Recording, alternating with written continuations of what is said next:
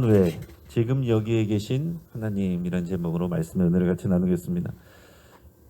지금은 우리가 해도 늦게 뜨고 또 일찍 지구를 해서 어둡습니다. 여러분 교회 나오실 때 굉장히 또 여러분 골목 같은 데는 어두운 데도 있을 텐데, 우리가 어릴 때 어두운 길, 어디 시골 같은 데 가서 어두운 어디 길을 이렇게 가려고 그러면은요 정말 무섭습니다.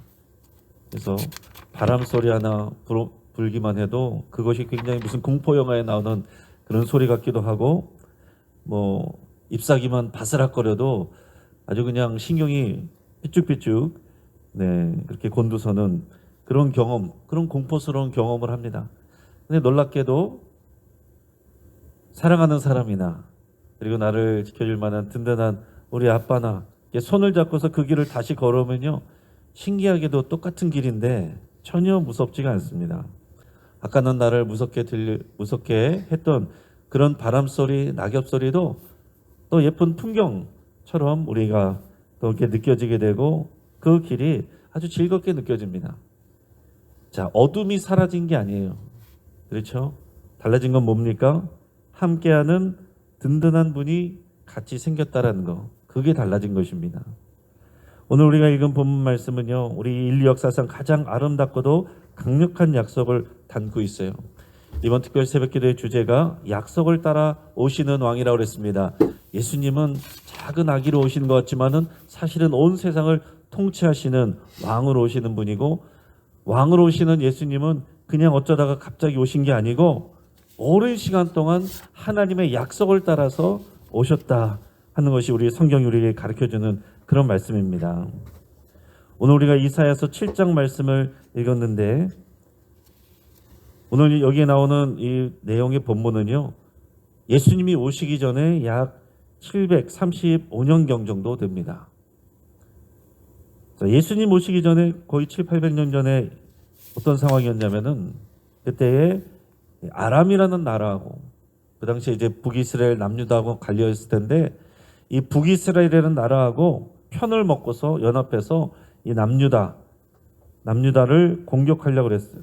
그때 이 유다 왕이 누구였냐면 아하스라는 왕이었는데, 이 아하스 왕이 두려워하는 상황 속에서 이사야 선지자로부터 이 하나님의 말씀을 받는 그 내용이 오늘의 본문 내용입니다.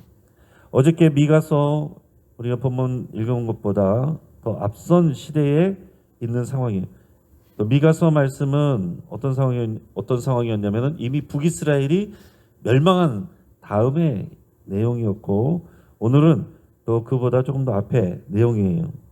지금 어쨌든 유다 이 지역은, 이 나라는요 큰 혼란에 빠졌고 위기 앞에 있습니다. 풍전등화 같은 그런 상황이 여러 나라들이 연합해서 쳐들어오니까 너무나도 위험하고 위기에 있는 상황이다라는 거예요. 왕은 너무나도 두렵습니다. 떨립니다. 바람에 흔들리는 숲처럼 떨리고 있습니다. 자, 근데 그때 하나님께서 이사야 선지자를 보내서 이렇게 말씀하시는 거예요. 두려워하지 말라. 내가 징조를 보여주마. 근데 여러분, 저도 이 말씀을 묵상하면서 참 신기한 거는 뭐냐면, 이 아하스 왕이요 그렇게 믿음 있는 왕이 아닙니다. 이 남유다의 대부분 다윗의 이제 후손들이 왕이 되는데, 왕이 되지만은 아하스 왕은 믿음 있는 왕이 아니에요. 하나님 앞에 믿음으로 구하지 않았습니다. 그런데 하나님께서 먼저 이렇게 약속을 주시고 말씀을 주시고 약속의 징표를 주신다는 거예요. 그 약속의 징표를 주신 말씀이 오늘 우리가 읽은 말씀입니다.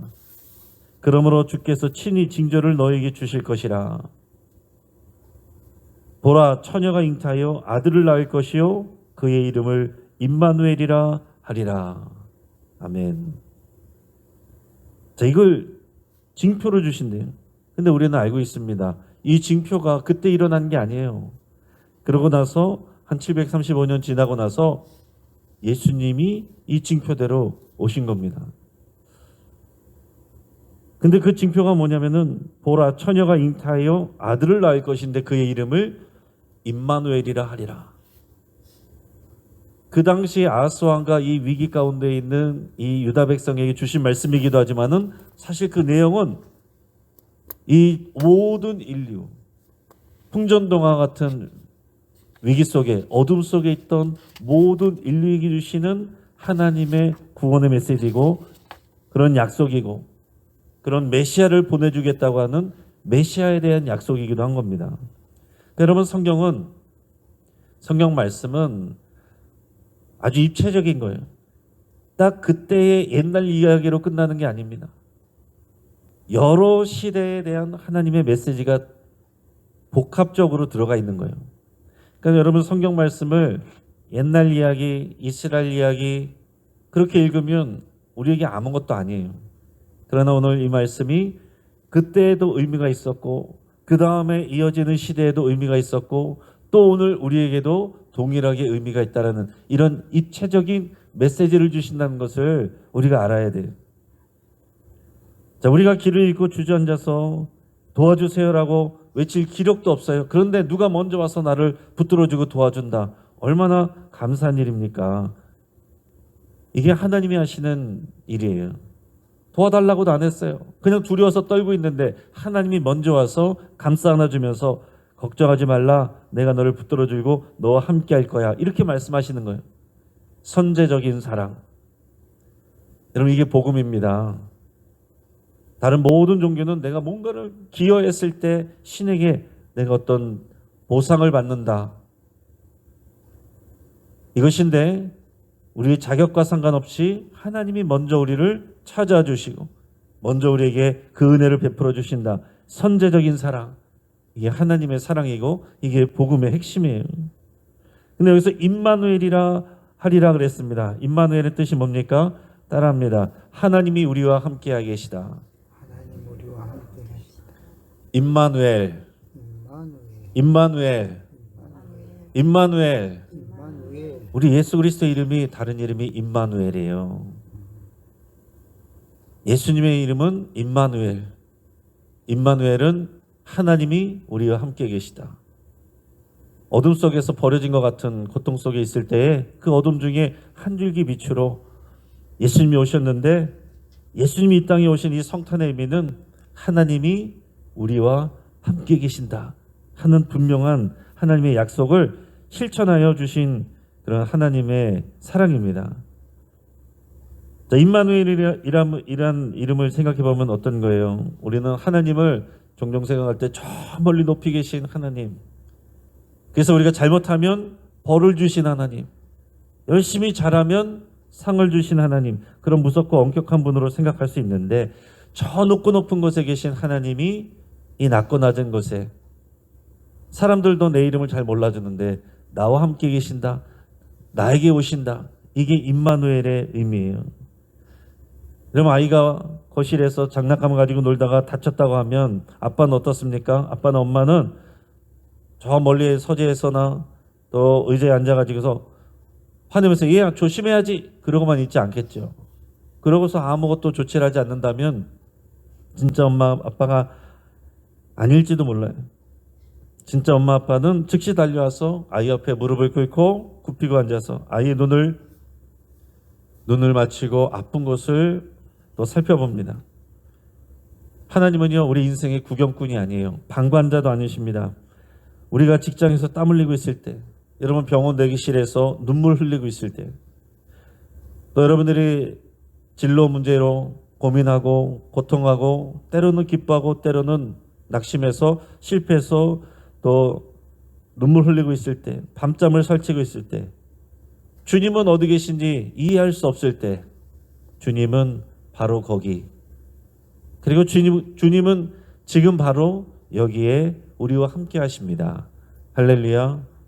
이게 성탄의 의미이고 임마누엘로 오시는 예수님의 분명한 그 하나님의 사랑이 담겨있는 이 예수님의 오심이 하나님의 약속이었습니다.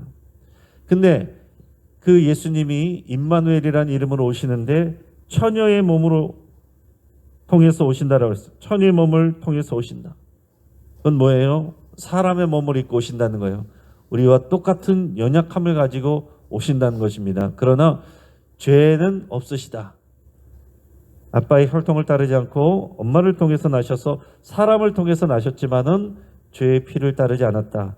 뭐 그런 복합적인 의미가 있지만 더 중요한 건 뭐냐면 사람으로 오셨다는 거예요. 사람으로 오셨다. 그냥 완성된 모습으로 오신 것이 아니고 엄마의 뱃속에서 10달 동안 자라서 응애응애하는 아기로 태어나셨다. 탯줄 달고 나오셨다. 예수님 어렸을 때 당연히 똥오줌 싸셨겠죠. 성경에는 없어도 당연히 그렇겠죠. 그거예요. 예수님이 감기 걸린 적이 있을까요, 없을까요? 저는 당연히 있다고 생각합니다. 왜 없겠어요? 똑같은 처녀의 몸을 입고 통해서 이 땅에 오신 연약한 인간으로 오셨는데 예수님 똑같이 우리와 똑같이 감기도 걸리시고 똥오줌도 아기 때 싸고 엄마가 다 기저귀도 갈아주시고 젖도 먹이고 또 이유식도 먹이고 때로는 또 혼내기도 하고 양육하기도 하고 그러면서 예수님이 잘하셨다는 거예요. 그건 무슨 얘기입니까? 우리의 상황 가운데 예수님이 직접 오신다는 거예요. 저 위에서 자 내 손 잡아 그러시는 게 아닙니다. 물에 빠진 사람을 구하려면은 어떻게 하면 돼요? 첫 번째 막대기를 던져준다. 두 번째 멀리서 튜브를 던져준다. 세 번째 빨리 나오라고 소리친다. 네 번째 뛰어들어가서 건져낸다. 예수님은 몇 번째입니까? 예수님은 네 번째죠. 여러분 지식인들은 그러게 왜 들어갔냐고 그러고 어떤 사람들은 튜브를 던지고 이게 방법이니까 나오라고 그러고 어떤 사람은 좀 더 힘을 내서 이걸 잡으라고 막대기를 두고 잡아당겨 줍니다. 그런데 예수님은 뛰어들어서 우리를 안고 나오시는 분이시다. 우리가 빠져있는 그 물속에 뛰어들어오시는 분. 이게 처녀의 몸을 통해서 오신다는 그런 말 속에 들어있는 의미예요. 어느 작은 마을에 앞을 보지 못하는 소년이 살고 있습니다. 이 소년의 아버지는 소년이 세상에 적응할 수 있도록 매일 함께 산책하며 길을 가르쳐 줬어요. 그러던 어느 날 아버지는 소년에게 이렇게 말했습니다. 얘야, 오늘은 너 혼자서 마을 광장까지 다녀와 보렴. 아빠가 여기서 기다리고 있을게. 아이는 떨리는 마음으로 지팡이를 짚으면서 길을 나섰습니다. 보이지 않는 길은 무서웠고 또 지나가는 차 소리에도 가슴이 뛰었어요. 몇 번이고 놀라고 또 넘어지기도 했습니다. 그러다가 겨우 광장에 다녀왔어요. 소녀는 성취감도 있었지만은 혼자라는 외로움에 너무 힘이 들어서 울컥 서러운 마음에 눈물이 났습니다. 아빠 저 다녀왔어요. 근데 아빠 나 너무 무서웠어요. 혼자라는 사실이 너무 힘들었어요. 근데 바로 뒤에서 따뜻한 손길이 소년의 어깨를 감쌉니다. 잘했다 내 아들아. 사실 아빠는 너 뒤에서 한 걸음도 떨어지지 않고 계속 따라오고 있었단다. 아버지는 소년을 혼자 둔 것이 아니라 소년이 스스로 걸어갈 수 있도록 보이지 않는 곁을 지켜주고 계셨다 하는 사실입니다. 저도 어릴 때 아빠한테 자전거를 배웠습니다. 자전거를 배울 때 이제 두발 자전거를 처음 배울 때 아빠가 뒤에서 잡아주고 이제 가는 거죠. 비쩍비쩍 하면서 가는데 계속 제가 확인합니다. 아빠 손 놓지 마. 아빠 손 놓지 마. 걱정 마. 아빠가 분명히 뒤에서 붙잡고 따라하고 있었어요. 그러니까 신나게 달리다가 어느 순간 보니까 아빠가 저 앞에 있는 거예요. 그러니까 어느 순간 내가 혼자 타고 있는 거죠. 여러분 하나님은 우리 아버지가 되시고 우리와 함께하여 계십니다. 우리를 붙들어 주십니다. 그런데 우리가 우리의 길을 스스로 잘 갈 수 있도록 자라갈 수 있도록 도와주시고 인도해 주세요. 우리의 눈에는 아빠가 보이지 않을 수도 있습니다. 그러나 그 순간에도 임마누엘 되신 우리 하나님은 우리 아빠가 되셔서 우리를 붙들어 주신다는 거예요. 그 증거가 예수님이 이 땅에 오신 거예요.